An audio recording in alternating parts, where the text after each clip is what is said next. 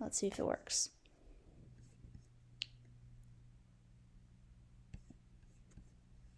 I feel like we've done something like this before with the logos. Yeah, we did. That was before they had an issue. Well, everything is just issue. I know, dude. Like, what? I don't understand. All right. Let's see. Settings.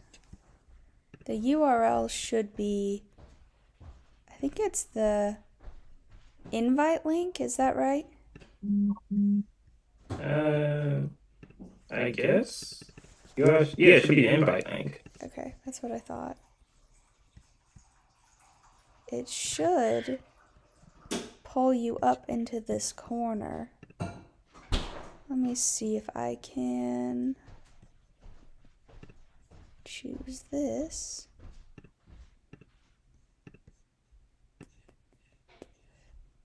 There we go. It is supposed to be able to pull you up into this corner. It does not appear to have done so. Hold on. Have you ever used OBS before? Not to my knowledge. Okay. All good.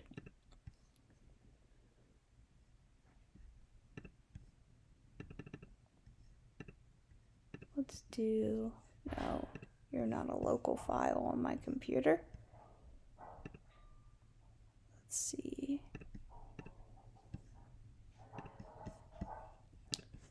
Let's remove you off of here. Let's add you back. Let's add new Daniel. All right. You've just added a browser source.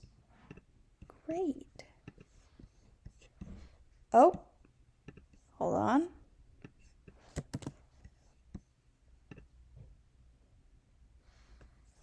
Did I do it? I'm normally so good at tech stuff. I don't understand this. Let's see. No, you disappeared.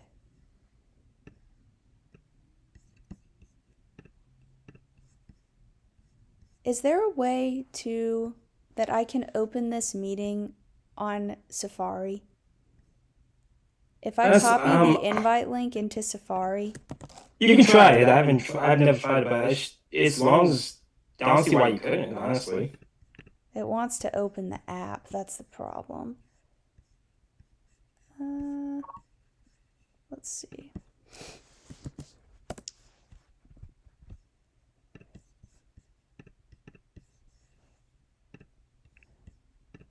The Chiefs got all the way to the 1 and didn't make it. That is sad. They're trying to punch in. Yeah, and they didn't. And looks like there should have been a penalty called, which is kind of crazy. Let's see. I need... Actually, you know what? No. Hold on a second. You're a window. If I window capture you, I bet that will do it. Let's see. Oh. Yeah, Chris Wiles, who used to be on here, he used to do all the tech stuff. And safe to say, I probably should have learned from him. Going to my sister, we're live right now How to on do YouTube. that. Can she see you? Because we're live. It's a matter of if she can see you or not. That's the issue. She can hear me, but Okay. yeah, but that's fine if you gonna hear me. I like that if you gonna hear me. Like behind the scenes and stuff. This is a look behind the scenes. I know. I hate to not be able to. It's fine as long as as long as you hear my velvet voice, Get out of here. but no, so I guess I guess I'll start recording in 3, 5, Oh, well, you 4. don't have to record. It'll record this meeting. Oh, YouTube live records it. Yeah, it posted it automatically to our story Okay, or to nice. our account, so you don't have to. Based on what it did earlier when I was messing with it, you don't have to do that, which is nice. Okay, there we go. Well, if that's the case, I guess we say hello everyone in the universe in the Launch In the Codes universe. universe. Hello everyone in the world. That's funny. Um, Hello, everyone in the universe. it has just been a funny. Yeah, we're here on Sunday, and we said we were going to do this after the Steelers and Colts game, and absolutely no one on this channel expected that the Steelers were going to win this game. That's correct. Chelsea, just from your perspective, do you see this more as a Steeler victory or a Ravens loss? You mean A a Colts Ravens, loss? a Colts loss. A Ravens loss is wishful thinking. Um, I think it's more a Colts loss than a Steelers win, personally. Um, and that sounds mean. It's not meant to be that way. I just think you turn the ball over 6 times, you're not gonna win. So like, don't turn the ball over 6 times, you'll probably win. Um, yeah, that's kind of my opinion. But Daniel Jones had a very, very, very bad day. yeah, Daniel Jones, a classic. This was not Indiana Jones. This was Danny Dimes. Yeah, no, he had a terrible day. Which my husband was mentioning to me. It's honestly kind of something to monitor, and I don't disagree. Um, Ever since the Colts got Jonathan Taylor back in what he was drafted in 18, I believe. Ever since that happened, everyone has known the way to beat us is to shut down Jonathan Taylor. Um, and that's what they did. They couldn't run the ball, so they started to throw it. I will say the O-line had a very, very terrible day. So if they had played up to their standard, I think it would have gone a lot better, but I guess to some degree that's a testament to the Steelers' defense finally figuring out how to play. It's Because just this is what they oh, should have looked like the whole season. I mean, you guys had what, 5 sacks? You forced 6 turnovers, one on special teams. And the that crazy is thing about it is the special teams one didn't even end up mattering, no, which because they is got which is the yeah. funny part. Um, Well, I'll say this: it mattered because I feel like because this was a tale of basically the Colts dominating the first quarter and the Steelers just controlling the rest of the game. Because by the time, if you just watch the first quarter, you figured the Colts were going to blow out Pittsburgh, and that special teams one mattered because I think because that was after Pittsburgh got 3-and-out, the Colts drove for a long touchdown, and the Colts had another 3-and-out. No, the Steelers had another 3-and-out. And when they were punting that ball, to me, the Colts were going to get that ball and just drive down the field again. There was no reason to assume that the Steelers was going I to mean, be able that's to fair. stop them at all. And like, I just felt like that's why I felt the turnover was a big part, even though they didn't get any points out of it. But I That's think one of the that's craziest, fair. I actually hadn't turned on the game at that point. We were driving home, so I missed most of the first quarter when the Colts did things that were good. Um, the one part of the game I missed, right? But yeah, yeah, no, you're right. I mean, but I will say in defense of Daniel Jones, I think at least 4 of his 5 turnovers were due to poor offensive line play, um, but not only due to that. I mean, you can't throw the ball right at a guy who's jumping in front of you. Like, what do you think is going to happen? Like, his fumbles were bad. He did a really bad job of checking his blind side. Our left tackle had a very poor day. Braden Smith had a bad day as well against TJ Watt, which, I mean, it's TJ Watt. So but to me, I it's understand. I think one of the craziest stats they had this at the end of the third quarter. They show like the Colts had allowed in 8 games at that point only not I think 9 total sacks and 3 or 4 turnovers, Yeah, and it was like I'm like oh my goodness, and it well was it just bad.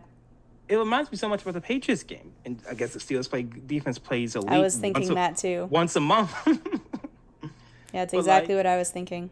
but it was just so insane of seeing just A, I feel like this game really showed the only way Pittsburgh can win these games. The defense looks good.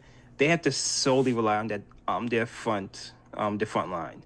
If they have to rely on their secondary to maintain like pass coverage, it's not going to work. And I go back to the first quarter. The first quarter, the Colts were just dicing them up the entire quarter with shallow routes, crossing routes, the same routes as usual. Alec Pierce had a big game, stats wise, but that could have been also a lot of garbage time. But no, but once they start getting to the quarterback, once they start going to Jones, not only do you get strip sacks from Watt, you get I think Highsmith had a strip sack, was one of the ones. You had the batted ball that got tip ball that got caught by Harmon. I believe that was another strip from Harmon recovered. You had the Jones running right to the guy in front of him. But no, the Steelers' defense is solely reliant on. It's not relying on schemes because they get out schemed all the time, and it's not really relying on their secondary because Slay was shaken up throughout the game. Ramsey was fine. Highsmith was shaking up during games. Slay was shaking up during the game. It's solely reliant on how that pass rush can affect the quarterback play, and the one thing that really surprised me is how little Jonathan Taylor did. He went from being compared to LT in 06 and Sean Alexander in 05 to now. He didn't. I guess they couldn't get the ground game going, which is a testament. That's what I'm saying, dude. I mean, the O-line played bad. The run blocking was bad, which then led to the pass blocking being bad. If there is a lesson to be taken from this, I'm not going to overreact over this game because the vast majority of the time we're not going to turn the ball over 6 times. So I'm not going to overreact, and I'm not going to, sell Daniel Jones to the dogs and give up on him. But I will say, you're going to play good teams in the playoffs. If you get that far, you're going to play good teams in the regular season. If we're unable to run the ball and the pass protection is not the greatest, can Daniel Jones carry? And today, he could not. And for some people, that is very concerning after one game, especially when news broke earlier this week that apparently the Colts were planning on trying to sign him to an extension, which I'm still on board for, even after this game. But the reality of the situation is, if you see this again from Daniel Jones, if you see him reverting back to his giant self, if you see the Colts not really being able to run the ball and relying on Daniel Jones, is Daniel Jones going to be able to carry this team? And at least today, the answer is no. Now, like I said, I'm not going to overreact, and I'm not going to say that he can't be the guy and that he doesn't deserve to stay here and sign another contract. What I am saying is that if he looks like this again, or 3 times, or 4 times over the course of this season, I think it begs an interesting question of, does Daniel Jones deserve an extension? Because if the guy you're getting is only good when his O-line and his running back play extraordinarily well, is it worth signing him to $45 million a year? Because if it is, that's great and he can carry you, but if he can't carry you when the other facets of the offense aren't playing well, makes you wonder if he's worth it. Not saying it either way, because I don't think judging him on one game is fair, especially considering his body of work this year. Yeah. And it's not to say that he hasn't had moments of adversity, because think about what they had to do to beat the Broncos.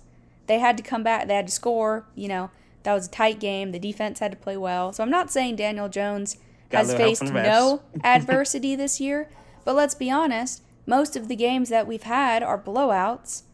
Most of the games we've had, we're playing from ahead, which if you're a running team like the Ravens, that's usually what you have to win or to blow someone out. So it'll be a headline to watch. I'm not going to freak out, even though he looked awful, because his O-line was awful. Like Matt Gonzalez, our right guard, his father died this week. He still played anyway. I don't know if that contributed to poor offensive line play. I'm sure it did. I mean, imagine that happening to one of us. That's horrible. I'm just saying, It's a headline to watch. And my husband, he talked about that. He was like, do you want to shell out $45 million a year to a guy who can't put the team on his back if you can't run the ball? And I'm like, that's fair, but I'm not going to make that assumption after one game. Simply saying it is something to watch, especially since we're going to have a top 5 hardest schedule remaining, including this week. Like, we play the Chiefs, we have to play the Texans, who have a really good defense, the Jags have a good defense. So it's just something to watch. I'm not going to flip out, but it's something to watch. We're still 7-2, so it's not like we're a bad team, but it's definitely kind of a caution flag going up in my head. Okay, that's reasonable and fair, because I'm also not exploding with pride and joy right now with the okay, I am a little with the Steelers victory. I would too if I were you. I don't blame you. Oh, I was so happy. I thought they would go get after that first quarter. I thought, oh man, it's gonna get blown out. This is gonna be bad. This is gonna be terrible. And then the Colts were due a bad game. It was just a matter of time. And that defense and Steelers defense was just a show out game, which I'm again. It's TJ You guys Watt. looked great on defense. And in their defense and offensively, they still look solid. They won even though Roman Wilson had one of the dumbest fumbles at the end of the game. I was like, okay, this game's over. I know. I had hope when that happened. I was like, is this over? And then he threw an interception. I was like, it's over. No. Never mind. Okay, this game's over. It's good. Why is he hoodling? Why is he fumbling? Okay, then. I guess this is out. We're going to lose a stupid game this week. Oh, no. Yay, Baker. Jones threw an interception. But I was thinking, I meant that Baker on my mind. I'm thinking with Jones and the extension, this is a case of, is this a Baker situation where you just let him walk and he goes off to have a big year and goes to Tampa? I don't think he's going to be that. Is it more like a Sam Darnold situation last year with Sam Darnold? He had a great first 16 weeks of the season. Didn't have the best closeout. He lost the last game of the season against Detroit to lose the division, and then got shellacked in the playoffs, and then they let him walk. McCarthy looked pretty good today, which is good for them. But Darnold still looks like a little more like last year Darnold than bust Darnold with Seattle. Jones, to me, you just have to wait. You have to wait to the end of the season. You have to wait to judge. I assume that at this point, the Colts are just done with AR-15 with Anthony Richardson. They're just going to try bro's on the IR with an eye injury. How does that even happen? An eye injury? With a band in pregame warmups. He fractured his orbital bone. I can't judge that because that's happened to me before. Not as Really? serious. This happened years ago. I was jump roping in my garage to work out, and I was going really fast, and I don't wear glasses when I work out.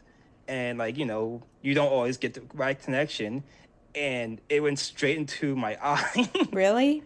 Wow. I had to wear an eye patch for a few days. So they actually really, at first, this feels fine. Okay, this is fine. Just a little black eye. And then I couldn't open my eye when I tried to go when I woke up the next day. Oh, this isn't good. You're like, I fear I have a problem I did not foresee. I fear that I'm going to be a pirate for the rest of my life. Yeah. I'd say Anthony Richardson is cooked, which is really a shame because I have his freaking jersey in the Indiana Knights variant, and it's so fire, and now I can't wear it or I'm going to get made fun of, which sucks. You can still rock it if you... But the thing... Look, it's not my old Antonio Brown's jersey, which is in mothballs at this point. That's fair. It's unfortunate with Daniel Jones because that this is going to be the new headline for the Colts, right? Yeah. It's not going to be, oh, the Colts finally beat someone good. Oh, the Colts are 7-2. It's going to be, it's Daniel Jones reverting back to what he was in New York. And the reality is, if Daniel Jones is going to need 100+ yard rushing game and a near perfect sackless performance from his O-line to perform at an above average level, the reality of the situation is that that's not going to happen every game, and that's probably not going to happen in the playoffs because you're going to be facing the best of the best. And the thing that sucks about it for the Colts is that every other team in the league has been watching him for these first 9 games. He's been great in 8 of 9 games. Not to say he hasn't made mistakes in some of the other games. He definitely has. He's thrown some interceptions and had a couple of fumbles. But, he's probably not going to take another 1-year deal with the Colts. If it were 1 year, $35 million, I would do that again right now. But the reality is you have a lot of QB-needy teams in the league. that even after this performance, even if he's average the rest of the year, they're going to look at him and go, we'd like him on our team, and they're going to offer him 5 years, $125 million. And it's like, if Daniel Jones can't carry your team when the other facets of your team aren't living up to their potential, is he worth the money? That's the big question. Well, I'll say this. You're in the weaker division at this point. Jacksonville is like right now they're playing Las Vegas. I think Las Vegas is up 9-6. It's the second half and they're up 9-6. It shows these two teams. Brock Bowers had a touchdown. He's back. Yeah, that's good for you had the ball out rookie season last year. Well, and that's right. Tyler Warren didn't really. This might have just been he didn't. This wasn't a good game for the Colts offense. And well, actually, the funny thing about that is that Pittman and Pierce both had over 100 yards. They did, but I also feel like a lot of that was just junk time, garbage time yardage. I don't think it was because Pierce had 75 yards in the first half. He had the vast majority of his yardage in the first half. And the crazy thing about this game is that the Colts only lost by 7. And they turned the ball over 6 times. That's also scares me as a Pittsburgh fan because that's the same thing with New England game where like we have a +5 of turnovers and it's a 1-score game. Granted, again, I go to the stupid Roman Wilson fumble at the end. I don't think he's gonna be hurdling anyone if he gets off the bench at this point. But yeah, like Pittsburgh, they don't have a dynamic. Offense is good enough. Like it's fine. You can win games with that offense. It's the biggest thing. It's always going to be is that can that defense hold a team to under 23 points, which they haven't done most of the year. This isn't like a doom scroll for the Colts. This is just one really bad game. This is one they're due for a bad game. And you talked about last week that you're going to the field formerly known as Heinz Field. The stadium formerly known as Heinz Field, and it's always going to be Heinz Field in my heart. Mine too, and I'm not a Steelers fan.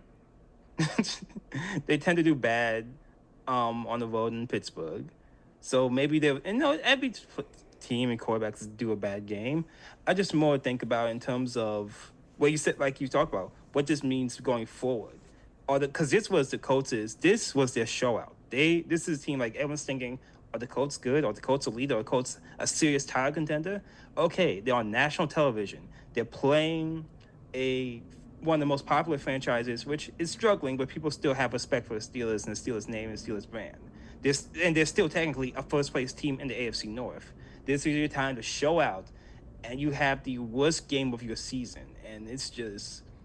And because, like, you talk about Jones, I'm talking about more in terms of the entire team. Like, the Colts went from the number 1 seed in the AFC, this might be the playoffs is going to Indianapolis, to now everyone's just like, well, I guess Indianapolis, they're like Minnesota last year, which is they're going to have a really good regular season and then just flame out in the wild card game. In fairness, I never expected us to hold on to the 1 seed.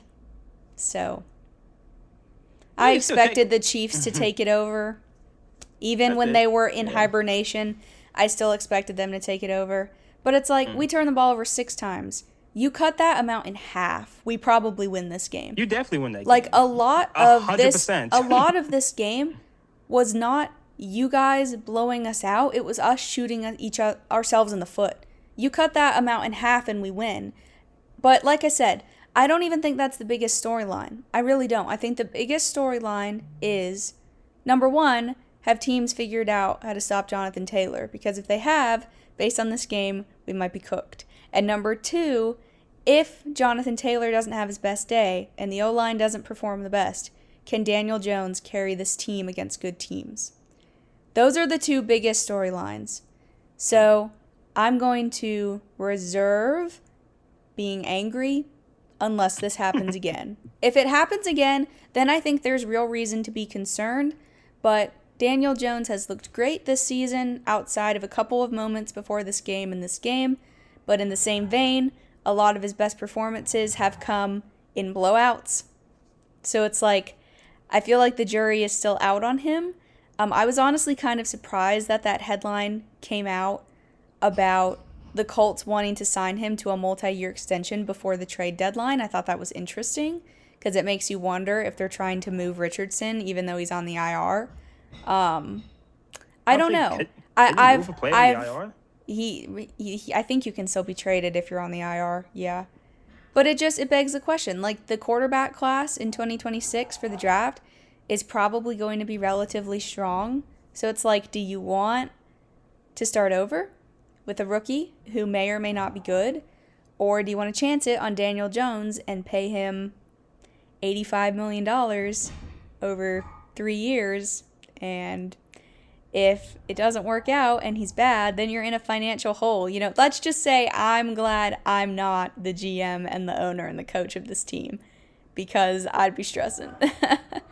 I think without doubt, you sign Jones to at least potentially a franchise tag if he accepts this. If not, try to get like a 2-year deal, a 3-year deal with a 2-year like opt out, like that's a soft opt out.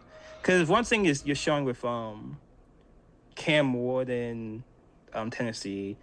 Jackson Dart had a really good game, so I'm going to give Dart a little more credit. But like, there's no guarantees in terms of these rookie quarterbacks. There's no guarantees in terms of is this guy going to show out. Like you can even see it now with Kyler Murray with Arizona because he's not really exactly because they're starting percent. I think Murray, he's not a game time decision or not, but I think even then they're saying even if he can technically suit up, they're still going with percent. They're probably going to take a quarterback this year.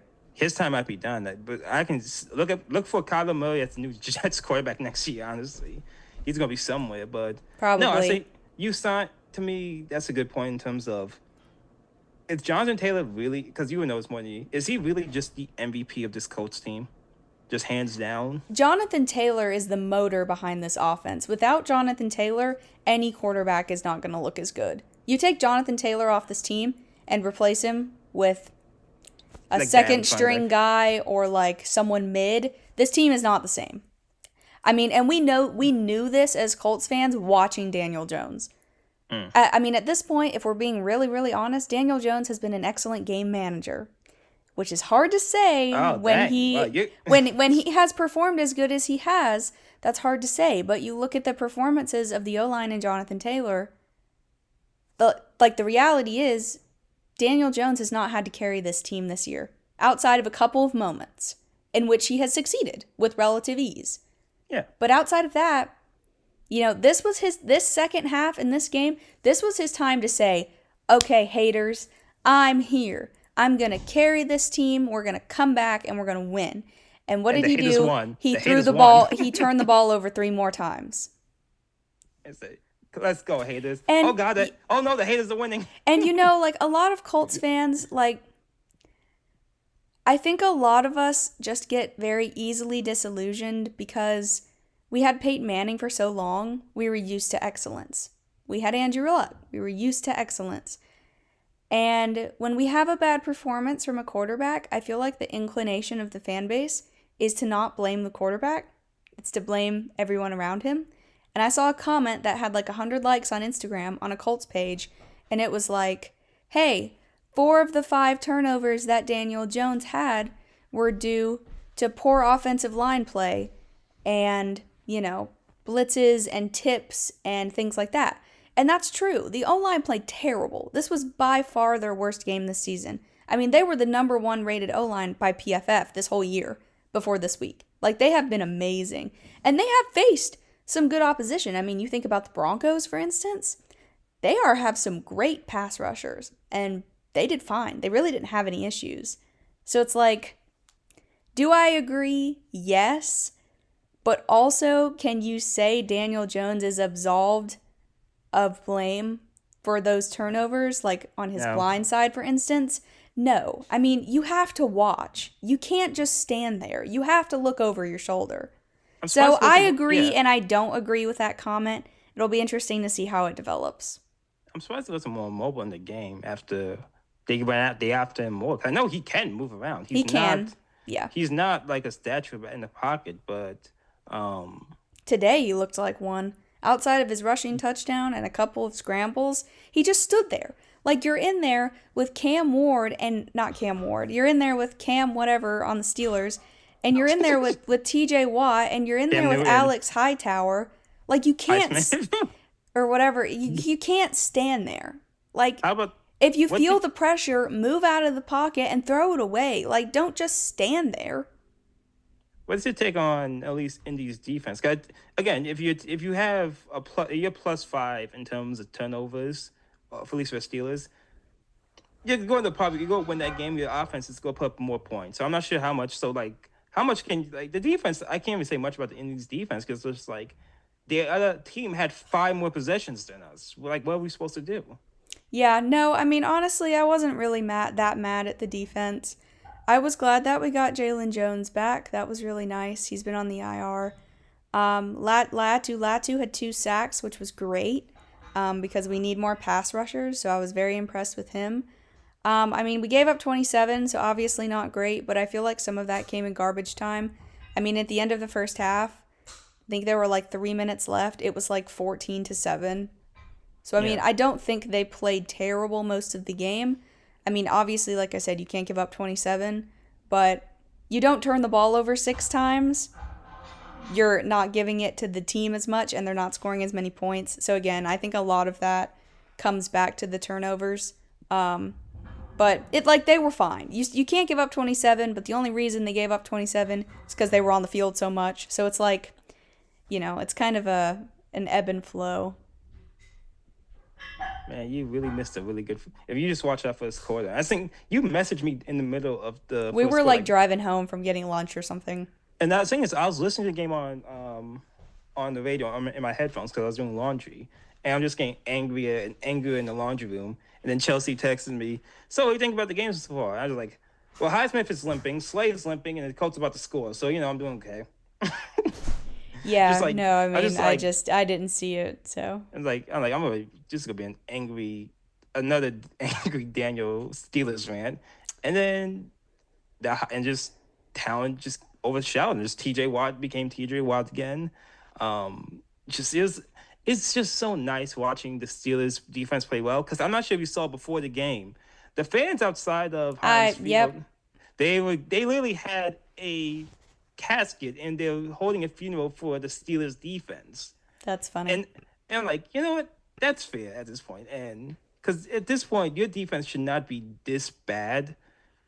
But again, it just comes down to can the front cause pressure? Can you get pressure on whoever's the quarterback back there? Because So if this game turned, yeah, that's true. because if this game turned, and next week it's going to be interesting because next week the Colts are playing. They're traveling to play Atlanta, In Germany. and Pittsburgh's actually playing the Chargers, who's just lost Joe Alt with another injury. So Terrible. So the Chargers, they have a really good quarterback, and they have a mobile quarterback that could potentially be a danger for Pittsburgh. But they also now have, I think, easy to say, the worst offensive line for any really good team in football. So They're going to be looking for O-line help at the deadline for sure. they have to look for someone because And receiver help, probably. they want Quentin the best. Johnson is so spotty. He didn't have a touchdown today, but yeah, he is very. Yeah, but last week he had 0 catches, 0 targets for 0 yards. Yeah, so now this is gonna be a I think the week after when you guys have to play the Chiefs, this is gonna be a big tell how good are they actually game. I agree. That I'm very scared of that game, in case you were wondering. and for me, next week they'll be playing the Bengals again and trying to redeem themselves from that terrible Thursday night game. So I think this upcoming week, well for Pittsburgh it's gonna be the next 2 weeks, but Indianapolis, like the international games are always weird. They're always crazy. You don't know what team to expect. But I think Colts the week need to after, get right against the Falcons. but I think still the big game they're looking forward to is like that Chiefs game of just like we're going to prove to ourselves that this was just a fluke and we're actually an elite team in the AFC. So, Yeah, no, I mean, like I said, it's going to come down to really, if you think about it, what it really comes down to is the O-line. Because if the O-line plays bad, Jonathan Taylor can only do so much. And if the O-line plays bad, Daniel Jones can only do so much. So really, it comes down to the O-line. And if there's any part of this offense besides Jonathan Taylor that I trust, it's this O-line because it has been so good this year. I think that this game is a fluke for the O-line. Daniel Jones is to be determined, and I think, Jonathan Taylor will be fine. But I think the jury is still out on Daniel Jones. When we were talking in the podcast, I think it was a week or 2 ago, you were like, is there a part of you that's still kind of waiting for the shoe to drop? And I was like, well, maybe, I don't know. If I'm being honest, there was. Like, there has been a part of me that's been like, okay, like, is Daniel Jones gonna when kind of when go back to what he was or not so much? So there has been that part of me, and that was this week. But hey, if he's going to turn the ball over 5 times, I'd rather it be in week 9 than in the playoffs. So just like get it all out of your system, you'll be fine. But the yeah, don't Steelers' defense looked great. I mean, TJ Watt looked good. Cam Hayward looked good. I mean, you guys can't. I mean, Highsmith looked good. Your D line looked great, and that's what it's supposed to do. So credit to you guys. I mean, you definitely, the D line played this team to victory, essentially. it feels so nice again. Yeah. I So understand the feeling, bro. The feeling you're feeling right now is how I felt this whole year outside of when we blew the game because of Adonai Mitchell. So I get it. oh man, so no, this I'm happy we were able to actually get on here finally after all the craziness. We finally got the Stupid live stream. technology, The story of the world right now. evidently. But no, we're trying. I'm going to try to get back to watching these.